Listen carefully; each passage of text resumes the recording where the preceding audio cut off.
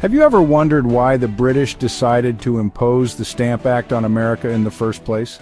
The Stamp Act is one of the most significant events in American history, marking one of the first direct taxes imposed by Britain on the American colonies. But what led to this decision, and how did it set the stage for the American Revolution? In the mid-18th century, the British Empire was facing a severe financial crisis. The French and Indian War had left Britain deeply in debt, and they were desperate to find a way to pay off their creditors. The American colonies, with their thriving economy and growing population, seemed like an obvious target for taxation. The British government believed that the colonies should contribute to the cost of their own defense and the maintenance of the empire.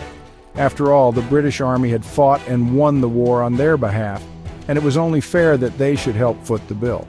But the colonies saw things very differently, and this dispute would eventually escalate into a full-blown revolution. Britain's financial situation was dire, and they needed a quick fix to get out of debt. The British government had tried to tax the colonies before, but it had always been indirectly, through tariffs and trade restrictions. However, in the aftermath of the war, they decided to take a more direct approach, imposing a tax on printed materials such as newspapers, pamphlets, and legal documents. The colonies were outraged, and rightfully so. They had no say in the matter, no representation in Parliament, and yet they were being forced to pay a tax that would greatly affect their daily lives.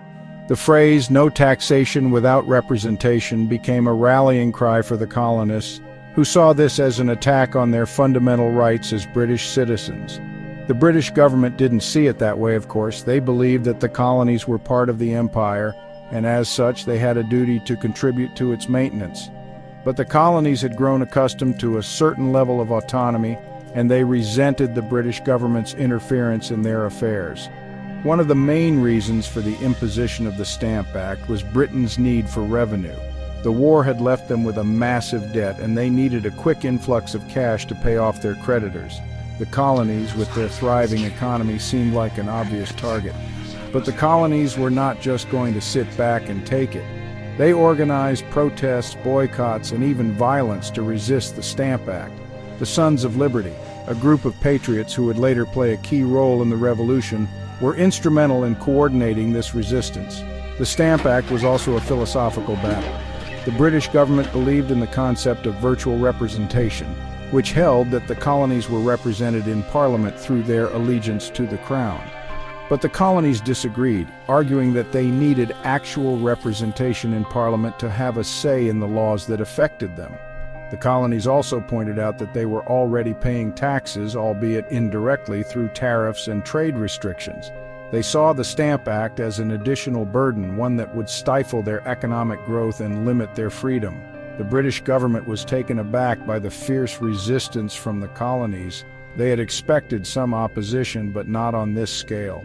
The protests and boycotts were so effective that the Stamp Act was eventually repealed in 1766.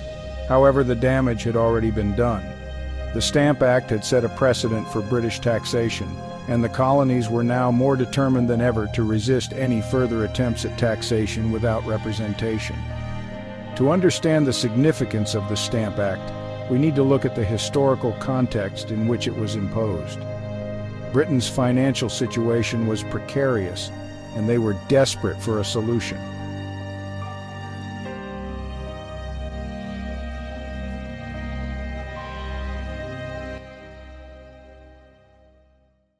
The British government had tried to tax the colonies before, but it had always been indirectly through tariffs and trade restrictions. The Stamp Act was a departure from this tradition, and it marked a turning point in the relationship between Britain and the colonies.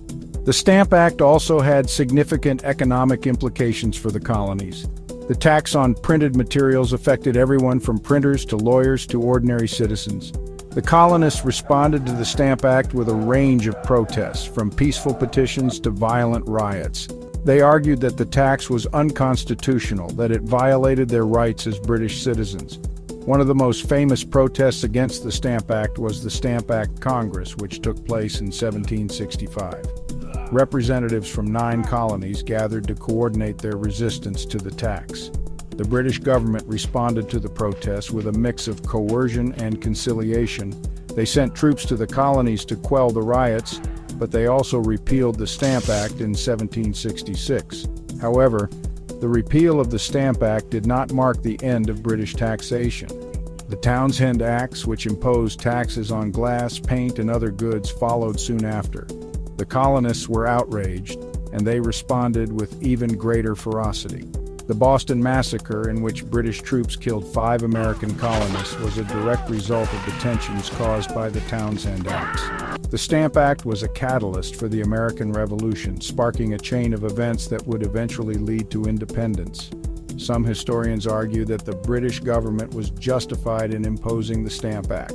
They point out that the colonies were part of the empire, and as such, they had a duty to contribute to its maintenance. However, this argument ignores the fundamental principles of representation and consent. The colonies had no say in the matter, no representation in Parliament, and yet they were being forced to pay a tax that would greatly affect their daily lives. The Stamp Act was a turning point in American history, marking the moment when the colonies began to see themselves as separate from Britain. In conclusion, the Stamp Act was a critical event in American history, one that sparked a chain of events that would eventually lead to independence. The Stamp Act was a direct result of Britain's financial situation and their need for revenue. However, it was also a philosophical battle, one that centered on the concept of representation and consent.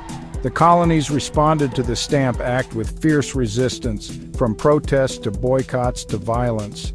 The British government was taken aback by the scale of the resistance, and they were eventually forced to repeal the act. The Stamp Act set a precedent for British taxation, and it marked a turning point in the relationship between Britain and the colonies.